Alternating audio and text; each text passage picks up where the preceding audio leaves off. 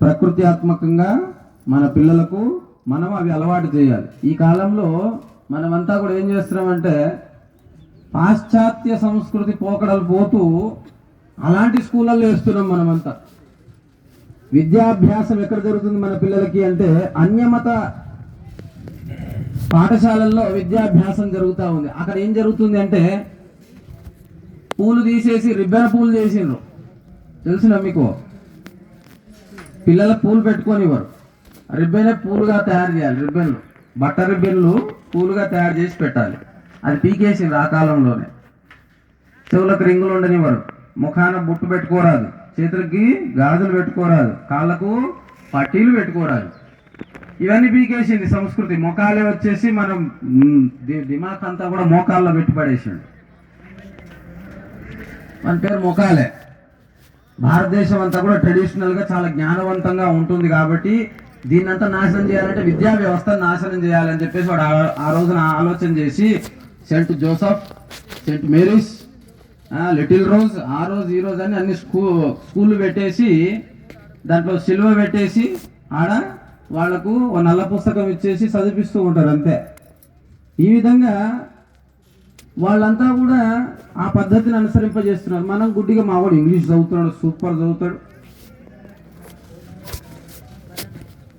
బ్రహ్మాండంగా చదువుతున్నాడు అని చెప్పేసి మనమంతా అనుకుంటున్నాం. కానీ మన సంస్కృతి అంతా నాశనం అయిపోతుందని మనం అనుకోవటం లేదు.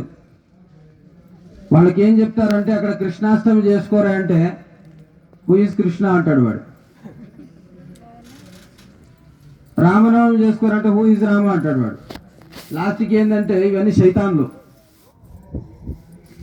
ఇవన్నీ శైతాన్లు. వాళ్ళ దేవుడు మాత్రమే దేవుడు అని చెప్పే వాళ్ళు ఈ రోజున సమాజంలో చాలా మంది ఉన్నారు.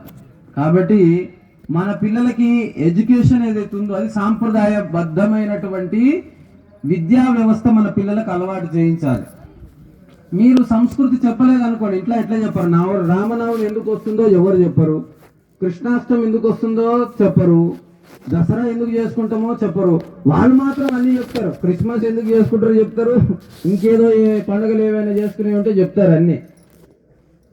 రాను రాను ఎటుపోతుంది తెలుసా సంస్కృతి. ఆ క్రిస్మస్ రోజున ఈడు టోపీ పెట్టుకునే స్థాయికి వచ్చింది లాస్ట్కి. ఇప్పుడు మీ ఇంట్లో మీ పెద్దలకి దండం పెడతారా లేదా? ఫోటోలు ఉన్నాయా? ఎంతమంది ఇంట్లో ఉన్నాయి? చేతులు ఎత్తండి. అందరి ఇళ్లలో ఉన్నాయి, దాదాపు ఉంటాయి కదా. పెడుతున్నారా లేదా? వాళ్ళకి దండం పెడుతున్నారా లేదా? పొద్దున్నే రోజు పెట్టకపోయినా సంవత్సరానికి కొన్నాడైనా పెడతాం కదా మనం. ఎందుకు పెట్టాలి? వాళ్ళకంతా మనం పుట్టినాం, వాళ్ళ ఆస్తుల్ని మనం అంతా అనుభవిస్తున్నాం, వాళ్ళ రక్తం మన లోపల ప్రవహిస్తుంది, అవునా కదా? కాబట్టి వాళ్ళకి దండం పెట్టాలి. పెట్టాలా వద్దా? గట్టిగా నోరిపి చెప్పాడు. పెట్టాలా వద్దా? పెట్టాలి కదా ఖచ్చితంగా. మనం వాళ్ళకంతా పుట్టినాం, మన పెద్దలకంతా పుట్టినాం, వాళ్ళ రక్తాన్ని పంచుకోనంతా పుట్టినాం, వాళ్ళ ఆస్తులు భూములు అన్ని అనుభవిస్తున్నాం మనమంతా కూడా ఈ రోజున. కాబట్టి వాళ్ళకి దండం పెట్టాల్సిన బాధ్యత మనకున్నది.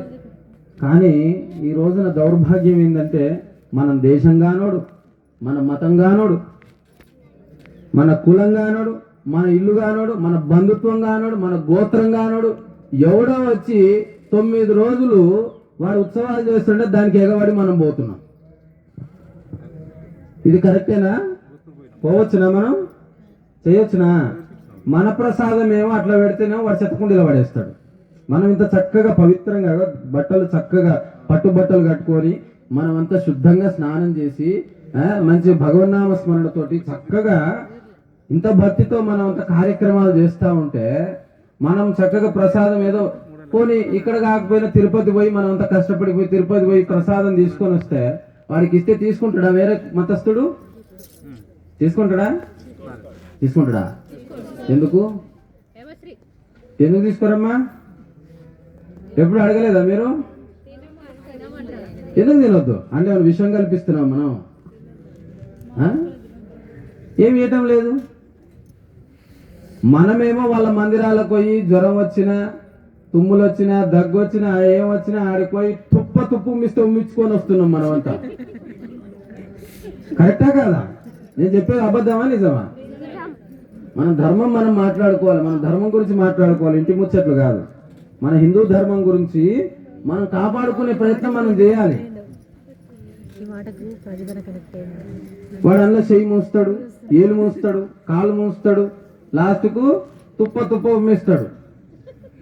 ఆ ఉమ్మిచ్చింది మనం ఓ సామెత ఉన్నది మన తెలుగులో, మంత్రబలం లేకపోయినా తుప్పిల బలం అని ఉండాలని. అట్లా ఆ తుప్పిల కోసం వీళ్ళంతా క్యూ కడుతుంటారు.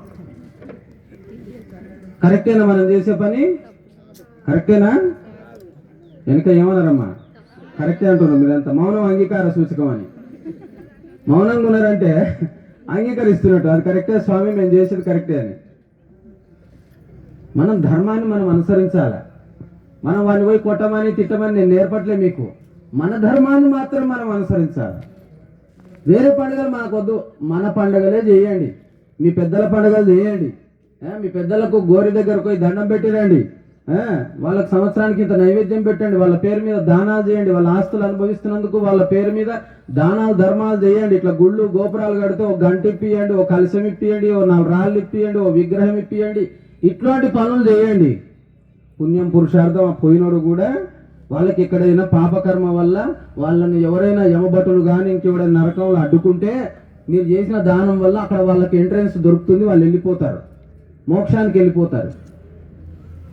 కానీ మన దేశం కాదు, మన కులం కాదు, మన మతం కాదు, మన బంధుత్వం కాదు, మన రక్తం కాదు, ఏది కానోనికి పోయి నువ్వు పోయి ఆడ నెత్తి మీద గుడ్డేసుకొని ఈడ బొట్టు పెట్టుకోరా అంటే వీడు పెట్టుకోడు, ఆడపోయి నెత్తి మీద గుడ్డేసుకొని రప్పని వేసుకుంటాడు. ఇక మొగోళ్ళు అయితే చెప్పనే పని లేదు.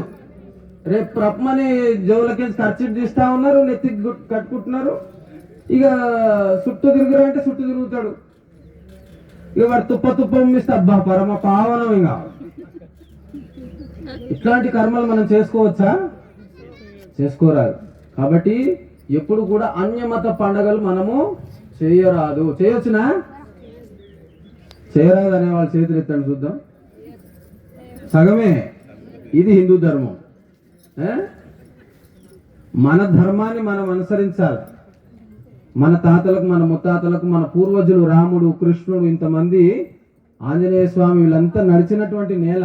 వాళ్ళు ఇక్కడ పుట్టలే, వేరే దేవతలంతా. వాళ్ళు దేవుడు కూడా లేరు, వాళ్ళకి దేవుడే లేడు అన్నటోడికి ఇక మనం ఏం చెప్తాం వాళ్ళకి? కాబట్టి రాజకీయ నాయకులు ఉంటారు చూసిందా, వాళ్ళకు ఓట్లే మతం, ఇంకో మతం ఏమి లేదు. ఇంకా వాళ్ళకి ఓటు మతం ఏదైతే ఉందో అదే మతం ఇక వాళ్ళది.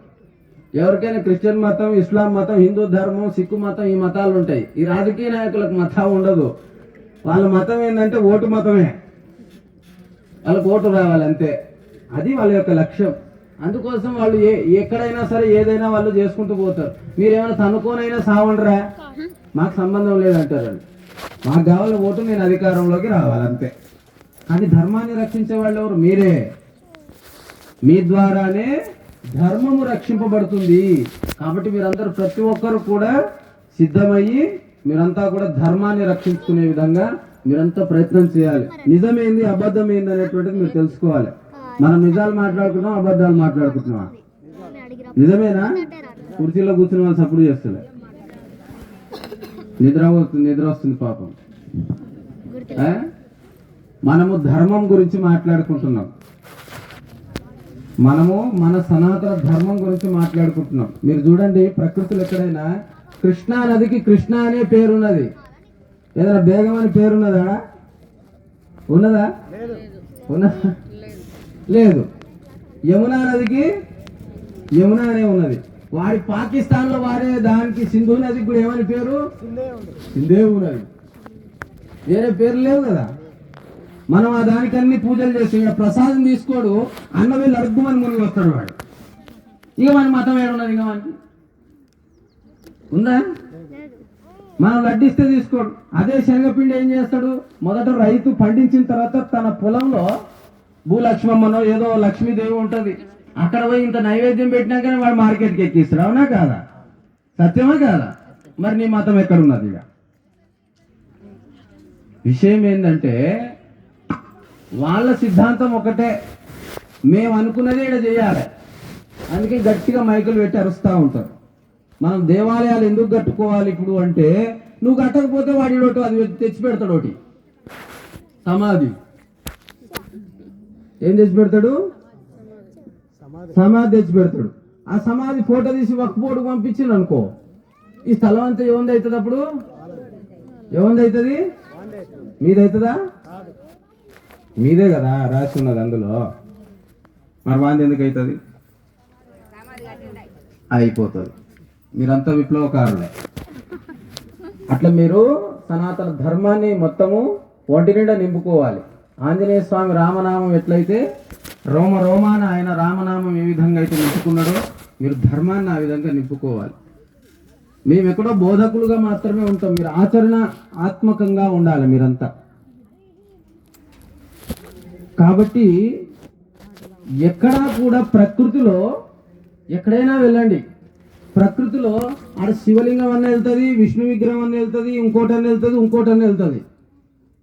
వాళ్ళ మతానికి సంబంధించి నేను వెళ్తున్నాను